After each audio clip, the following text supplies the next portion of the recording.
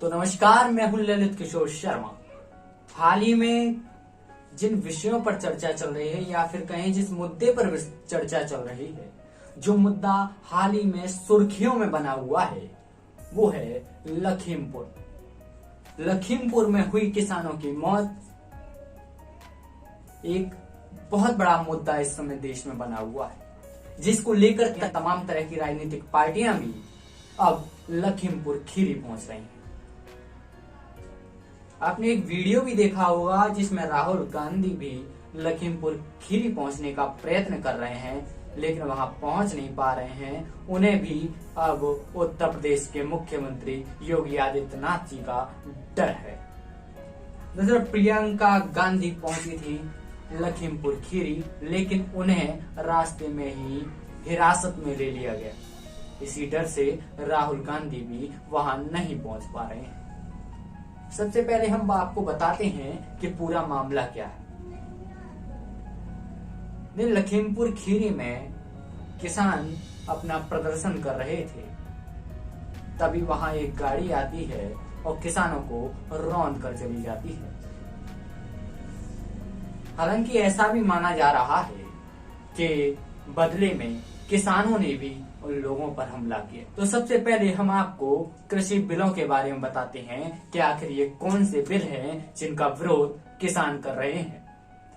आपको बता दें, केंद्र सरकार ने 3 कृषि कानूनों को लागू किया था। क्या थे वो 3 कृषि कानून? पहला कानून हमें बताता है, इस बिल में किसानों को अपनी फसल मुल्क में कहीं भी बेचने के लिए आजाद किया है। यानी कि पहला जो कानून है उसमें किसानों को फसल बेचने के लिए कोई सीमा निर्धारित नहीं की गई है कि किसान सिर्फ मंडियों में ही अपनी फसल बेचे या फिर कि एक शहर या एक ही राज्य में सीमित रहकर अपनी फसल बेचे। पहले बिल में केंद्र सरकार ने किसानों को पूरे देश में कहीं भी फसल बेचने की अनुमति प्रदान की है। हम आपको सीधे तौर पर बताते हैं कि आखिर किसान इन बिलों का विरोध क्यों कर रहे हैं। इन बिलों में केंद्र सरकार ने कहा है कि आपकी खेती मंडियों में अगर आप बेचना चाहते हैं तो बेचें, नहीं तो आप सीधे तौर पर उन व्यवसायियों से सौदा कर सकते हैं अपनी फसल का। यानी कि आप फसल बोने से पहले व्यवसायी से सौदा कर सकते हैं जो आपकी फसल को खरीद रहा है कि आप इस फसल को बोएंगे, आप व्यवसायी से उस फसल का कितना दाम देना चाहते हैं। हालांकि इसका एक दूसरा पहलू अलग है। किसानों का कहना है कि अगर ऐसा होगा तो धीरे धीरे मंडियां समाप्त हो जाएंगी। अगर मंडियां समाप्त हो गई तो व्यवसायी अपनी मनमानी करने लगेंगे, क्योंकि उन्हें पता होगा कि अब बेचने के लिए किसानों के पास मंडियां नहीं है, तो अब वो फसल केवल हमें ही बेचेंगे, तो वो अपने मुताबिक दाम लगाएंगे, जिसका विरोध किसान कर रहे हैं। वहीं किसानों के प्रदर्शन का एक मुख्य कारण है, वो है एमएसपी। सरकार ने 3 कानून तो पेश किए, लेकिन उन कानूनों में कहीं भी एमएसपी पर कोई लिखित प्रावधान नहीं है, जिसका किसान विरोध कर रहे हैं। किसानों का कहना है कि हमें एमएसपी पर लिखित आश्वासन चाहिए।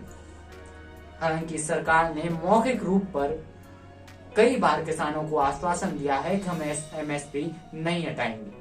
सबसे पहले हम आपको एमएसपी के बारे में बता देते हैं। एमएसपी का मतलब होता है जिस दर पर सरकार किसानों से फसल खरीदती है, उसे एमएसपी कहते हैं। यानी कि अगर किसानों की फसल कहीं और नहीं बिक रही है तो उसे उस फसल को सरकार खरीदेगी एमएसपी पर, यानी कि आपकी फसल की रेट सरकार पहले ही निर्धारित कर देगी।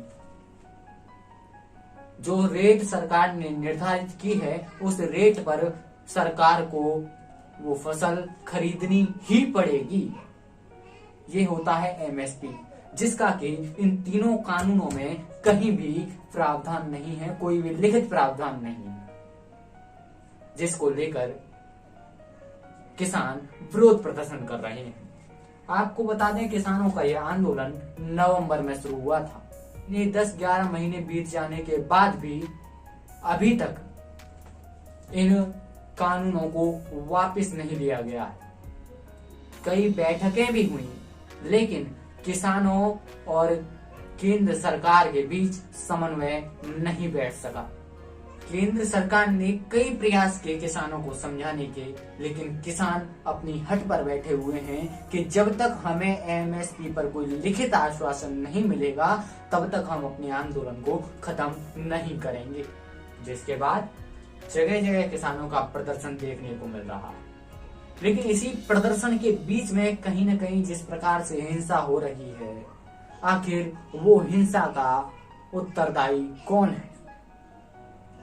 आखिर वो हिंसा किस कारण हो रही है? आखिर कहीं ऐसा तो नहीं कि इस किसान आंदोलन में कोई हिंसा करवा रहा है, कोई अन्य दल कह सकते हैं हमें, या फिर कह सकते हैं कोई अन्य बीच का व्यक्ति जो केंद्र सरकार और किसानों को लड़वाने का प्रयत्न कर रहा है। तो इन किसानों का यह भी कहना है कि केंद्र सरकार नहीं चाहती है कि वह बिलों को वापस ले, कानून को वापस ले, इसीलिए वह इस प्रकार का उपद्रव करवा रही है। सबसे बड़ी बात यह है कि आखिर किसानों का यह प्रदर्शन कब तक चलेगा? क्या इन कानूनों को वापस लिया जाएगा या फिर यह प्रदर्शन इसी प्रकार से चलता रहेगा? लखीमपुर खीरी में हुई हिंसा को लेकर राहुल गांधी का ट्वीट भी सामने आया। राहुल गांधी ने ट्वीट किया कि जो इस अमानवीय नरसंहार को देखकर भी चुप है, वह पहले ही मर चुका है, लेकिन हम इस बलिदान को बेकार नहीं होने देंगे। किसान सत्याग्रह जिंदाबाद। ये ट्वीट है राहुल गांधी का। जिसके बाद अखिलेश यादव ने भी, उत्तर प्रदेश के पूर्व मुख्यमंत्री अखिलेश यादव ने भी ट्वीट किया और कहा कि कृषि कानूनों का शांतिपूर्ण विरोध कर रहे किसानों को भाजपा सरकार के गृह राज्य मंत्री के पुत्र द्वारा गाड़ी से रौंदना घोर अमानवीय और क्रूर कृत्य है। ही भाजपाइयों का जुल्म अब और नहीं सहेगा। यही हाल रहा तो उत्तर प्रदेश में भाजपाई न गाड़ी से चढ़ पाएंगे न उतर पाएंगे।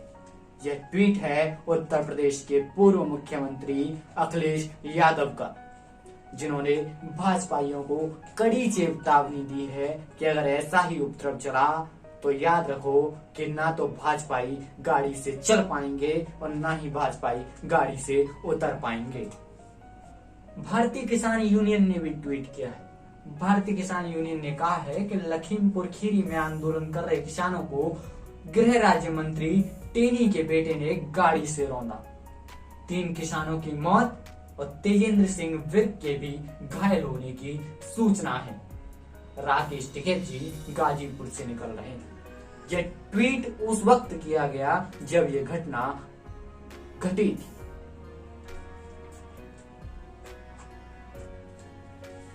वहीं गृह राज्य मंत्री का कहना है कि मेरे पुत्र द्वारा यह हिंसा नहीं की गई है, उसे फंसाया जा रहा है। अब देखने वाली बात यह होगी कि आखिर लखीमपुर खीरी में हुई इस हिंसा का पुलिस पर्दाफाश कर पाती है या फिर यह भी अन्य मामलों की तरह दबा रह जाएगा।